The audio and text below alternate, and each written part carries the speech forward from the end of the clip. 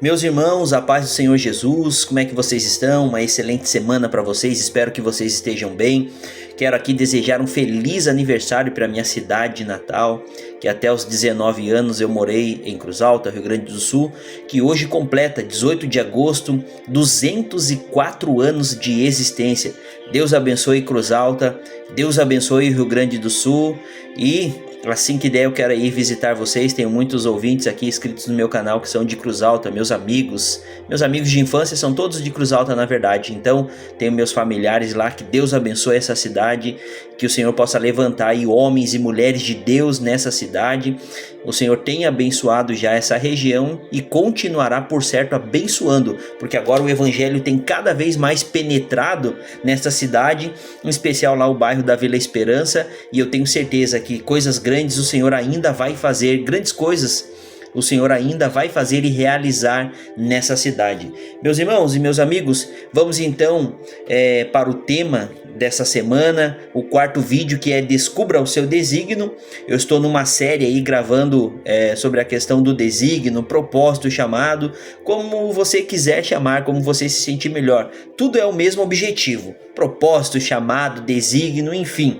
O que importa é que você descubra o seu desígnio e cumpra o seu propósito. Não basta descobrir, você precisa cumprir tudo aquilo que Deus planejou para você na eternidade. E o tema deste quarto vídeo dessa série Descubra o seu desígnio é: o que você odeia indica algo que você está designado a corrigir. Olha só que interessante isso. O que você odeia indica algo que você está designado a corrigir. Eu quero ler um texto aqui só para embasar aquilo que eu quero compartilhar com vocês rapidamente. Olha o que diz Lucas nas palavras de Jesus, capítulo 16 e versículo 8. A parte B ali em diante diz assim, ó: pois os filhos deste mundo são mais astutos no trato entre si do que os filhos da luz. Essa semana ainda eu estava pensando nesse versículo, e essa passagem ela me deixa bastante preocupado, porque quantas vezes nós não reagimos da forma correta, não fazemos a leitura do ambiente, não fazemos a leitura da sociedade, não nos precavemos daquilo que pode acontecer, porque espiritualizamos aquilo que nós temos que fazer. Mas esse texto aqui também, ele nos embasa para que a gente possa pensar, tomar atitudes diante daquilo que nos incomoda. Sim, a raiva ela é energia, poder é habilidade, entretanto requer foco apropriado. Você já se perguntou por que outras pessoas não ficam bravas com situações que o deixam enfurecido? Já parou para pensar nisso? Eu acredito que você já tenha se perguntado. Tem coisas que me deixam irado, mas não deixa minha esposa irada, por exemplo. Você já se perguntou por que isso acontece? Claro que já. Essa é uma dica do seu desígnio. Moisés, por exemplo, é um exemplo disso. Ele odiava a escravatura, e o que ele fez?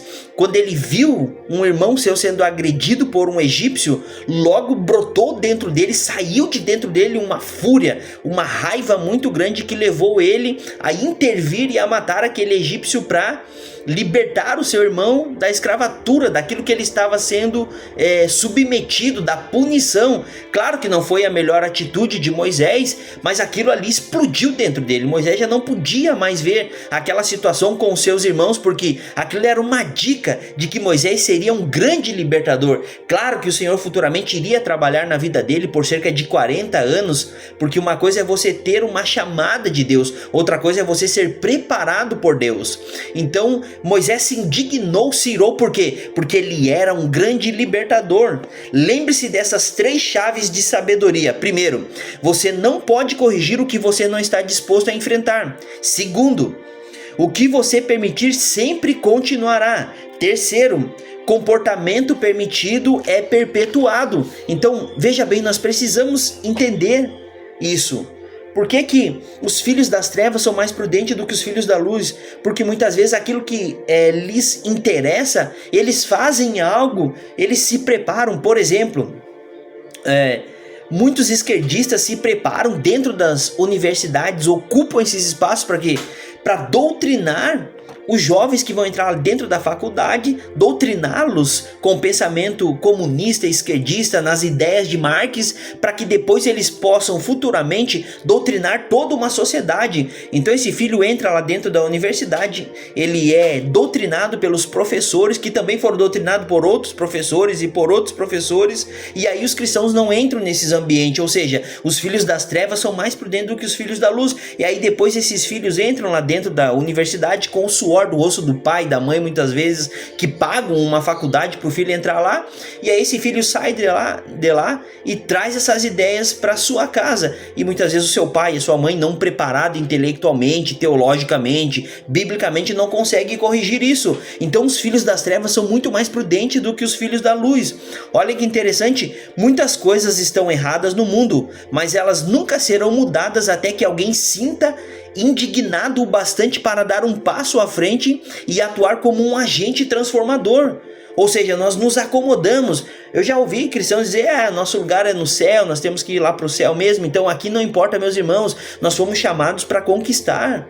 Nós fomos chamados aqui para romper nessa terra. Jesus veio a essa terra para nos dar vida, e vida com abundância. Eu sempre digo nos lugares que ministro, lá no céu não precisamos de nada, porque já está tudo preparado. Lá já tem mansões preparadas, já tem tudo preparado. Mas e aqui na terra? Vamos ficar fazendo aqui, vamos ficar de braços cruzados, vendo a maldade avançar, vendo o aborto, vendo o homossexualismo, vendo as drogas tomar conta da nossa sociedade, da nossa família, e vamos ficar de braços cruzados porque uma hora nós vamos partir daqui, vamos estar com Cristo mesmo, então aqui não importa. É isso que Jesus quer de fato? Que cristianismo é esse? Jesus disse em Mateus capítulo 22 e versículo 21, dai a César o que é de César e dai a Deus o que é de Deus. Em outras palavras, Jesus está dizendo, quanto a cidadão terreno, cumpra com as suas obrigações, mas quanto a cidadão do céu também. Então precisamos nos mover, precisamos pregar, precisamos nos preparar para que a gente possa combater. A minha oração e a tua oração deve ser, Senhor, levanta professores temente a ti, levanta juristas temente a ti, levanta psicólogos tementes a ti, em todas as camadas sociais, Senhor. Levanta homens e mulheres de Deus para que possam transformar esses ambientes. Aí nós ficamos acomodados, não estudamos, não nos preparamos, e aí os ímpios, a maldade, os filhos das trevas vão ocupando lugares, e quando nós menos esperamos, as coisas estão tudo dominadas, tudo arregimentada, e aí fica muito mais difícil para que a gente avance, para que a gente ultrapasse esses obstáculos. Mas Deus está chamando jovens, Deus está chamando homens e mulheres de Deus para se preparar, pedagogos, professores, professoras, diretores, homens e mulheres de Deus que se posicionem nos seus ambientes. Deus está chamando você. Nada disso te indigna? As drogas que arrebentam com a sua família, a cachaça, a bebida, os pensamentos ideológicos, satânicos, contrários à palavra, não te indigna? Se isso te indigna, é Deus te chamando para corrigir isso. E pode estar aí o desígnio que você foi chamado para fazer, algo que você foi chamado para corrigir. Precisamos entender que a sua raiva e indignação, ela é importante, não ignore isso. Satanás, ele procura drenar a nossa energia. Satanás, ele procura tirar isso de dentro de nós, pois um homem indignado é um homem desperto que muda a mente dos outros, muda os ambientes. A indignação focada é frequentemente a chave para mudanças milagrosas. Lembre-se, o que você odeia indica algo que você foi designado a corrigir. Ei, eu não sei o que você odeia, mas pega essa chave, isso pode ser a chave para você cumprir e melhorar determinado ambiente. Eu não sei o que te indigna. Deixa eu contar aqui rapidamente em 30 segundos. Quando eu me converti, eu sempre via homens e mulheres pregando de forma equivocada, atropelando os textos bíblicos. Só que eu entendia que eu não era chamado para pregar. Eu comecei o meu ministério cantando. Então eu achava que ia ser um cantor, enfim, no começo foi assim. Mas eu ouvia outras pessoas que pregavam com muita sabedoria, só que eles eram a exceção naquela época. Tô falando aí de 10, 12 anos atrás, e aquilo ali me indignava. Falei, como é que pode? A pessoa tá anos na igreja, não, né? Eram homens já obreiros da casa do Senhor que pregavam os textos de forma equivocada, e a gente via que não era por maldade, mas era por falta de preparo, e aquilo me indignava muito. Mas só que eu não era, no meu entendimento, eu não era chamado para pregar, eu não era chamado para ensinar, só que aquilo me causou uma indignação. Então quando Deus me despertou, eu comecei a ler a Bíblia, a estudar. Tinha vezes que eu lia 8 horas a Bíblia a fio, já cheguei a ler a Bíblia toda em 6 meses. Então eu comecei a ler muito a Bíblia e comecei a ler, estudar. Por quê? Porque eu entendi que aquilo era a minha chamada. Deus colocou isso no meu coração.